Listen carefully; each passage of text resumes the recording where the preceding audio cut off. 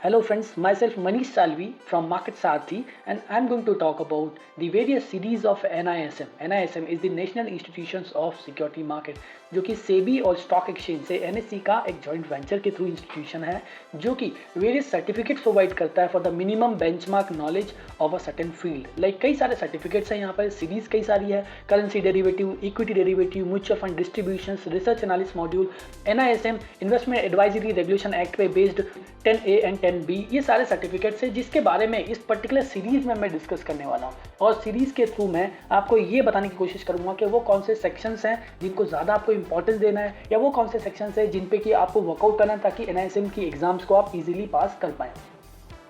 इस सीरीज का सबसे पहला जो एग्जाम है जिसमें कि मैं डिस्कस कर रहा हूँ इक्विटी डेरिवेटिव पे। इक्विटी डेरिवेटिव में बेसिकली 10 यूनिट्स है और उन सारी 10 यूनिट्स में वो कौन से टॉपिक्स हैं जिसके बारे में आपको जानना है, जिनको आपको पढ़ना है ताकि आप इस एग्जाम को क्लियर कर सके इन सिंगल अटेम्प्ट। ये जो सीरीज है ये आपको NISM की वेबसाइट पे, NISM की वेबसाइट को लॉग इन करने के बाद आपको इक्विटी डेरिवेटिव 8 के नाम से मिलेगा। और इस सीरीज की जो बुक है, एक बार आप रजिस्टर कर देते हैं खुद को तो उस पर्टिकुलर एग्जाम की बुक और उसका कंटेंट भी आपको सेम वेबसाइट पर अपने प्रोफाइल में मिल जाएगा। और वो सेम बुक का एक कॉपी मैंने इस पर्टिकुलर वीडियो के डिस्क्रिप्शन बॉक्स में डाला हुआ है जिसको कि आप क्लिक करके डाउनलोड कर सकते हैं और फॉर द मोर लर्निंग्स हमारे जो आने वाले वीडियोस है इस सीरीज पे उसे भी आप देख सकते हैं। आइए शुरू करते हैं। मैं आपका टाइम खराब नहीं करना चाहूंगा। अगर शुरू करने से पहले बस आपसे रिक्वेस्ट ये है कि हम वेरियस स्टॉक मार्केट से रिलेटेड एजुकेशन प्रोवाइड करते हैं अपने चैनल के थ्रू, अपने इंस्टीट्यूशन में, जिसमें कि technical analysis, fundamental analysis and option derivative study हम प्रोवाइड करते हैं। अगर आपको वो सीखना है तो हमारे साथ जुड़ सकते हैं।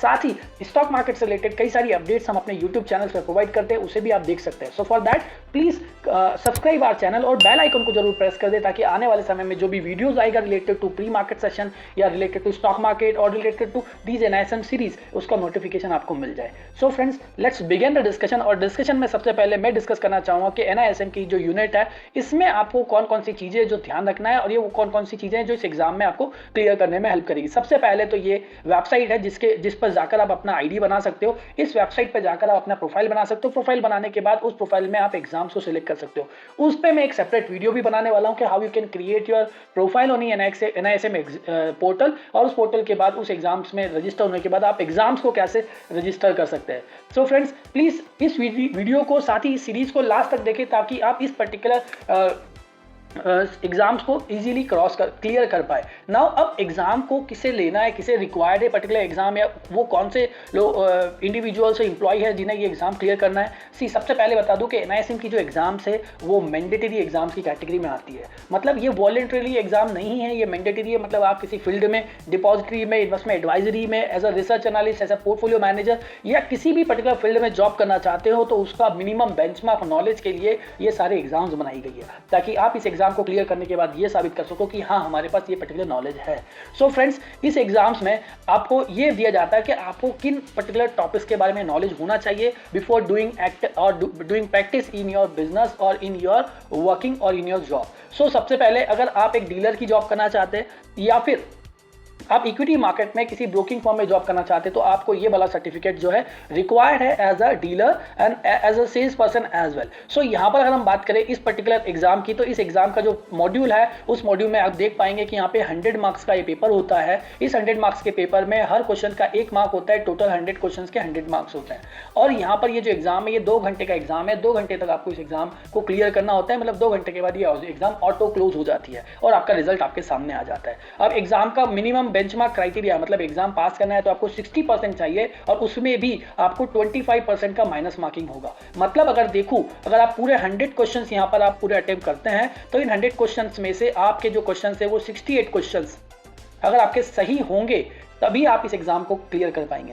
अब इनमें कितने क्वेश्चंस अटेम्प्ट करना है, किस तरह करना है, ये तो आगे वाले समय में हमें पता चलेगा। बट स्टिल यहाँ पर आप क्या है कि अपनी प्लानिंग कर सकते हो इस पर्टिकुलर एग्जाम के लिए। फ्रेंड्स, 100 मार्क्स का क्वेश्चन है, 100 क्वेश्चंस है और यहाँ पर 68 अगर आप सही करते हो तब जाकर आपके जो नेट 60 मार्क्स आ पाते हैं। This 60 marks you will get and you will get pass, और उसमें 25 मार्क्स का माइनस मार्किंग है।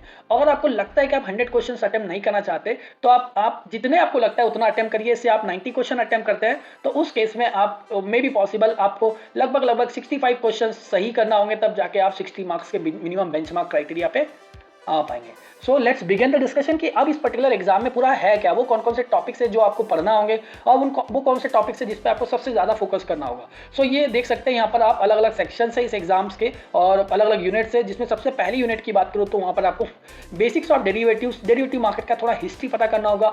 किस तरह doctor L C Gupta committee और वर्मा कमेटी बनाई गई इंडिया में, किस तरह डेरिवेटिव आया पूरे वर्ल्ड में, इसके बारे में यहाँ डिस्कशन है। इंडियन मार्केट्स में डेरिवेटिव किस तरह आया, वो कौन से पार्टिसिपेंट्स है जो आपको मार्केट्स में रहते हैं और आप किस पर्टिकुलर पार्टिसिपेंट्स की तरह काम करने वाले हैं, ये सारी चीजें इस पर्टिकुलर यूनिट्स में है। टाइप्स ऑफ डेरिवेटिव से future, forward, swap and options जो है टाइप्स ऑफ डेरिवेटिव्स में आते हैं। इसका इंपॉर्टेंस क्या है, आपको इसे किस तरह यूज कर सकते हैं, ये सारी चीजें इस यूनिट का पार्ट है। Second is the index. Index मतलब जो बेंचमार्क इंडेक्स होता है उसका कैलकुलेशन कैसे होता है, कितने टाइप्स के इंडेक्स होते हैं और उन इंडेक्स को कैसे यूज कर सकते हैं और इंडेक्स में किस तरह से एक व्यक्ति को समझना चाहिए मार्केट के लिए। So this particular unit will talk about this particular topic. अब इसमें हम जाएंगे इंडिविजुअल डेरिवेटिव्स से। इंडिविजुअल डेरिवेटिव्स मतलब पहले हम डिस्कस करेंगे फॉरवर्ड पे, फिर डिस्कस करेंगे फ्यूचर्स पे। तो फॉरवर्ड क्या होता है, फ्यूचर्स क्या होता है, इसका नॉलेज आपको होना चाहिए। पे ऑफ मतलब आपने कोई फ्यूचर बाय किया है, फ्यूचर सेल किया है, तो उसमें आपका net pay of minus plus क्या होगा, वो सारी चीजें इस पर्टिकुलर बुक में आपको पढ़ना होगी, तब जाके आप एग्जाम क्लियर कर पाएंगे। फ्यूचर की प्राइसिंग मतलब प्राइसिंग कैसे डिसाइड होती है। फ्यूचर की प्राइसिंग बेसिकली जो है कॉस्ट ऑफ कैरी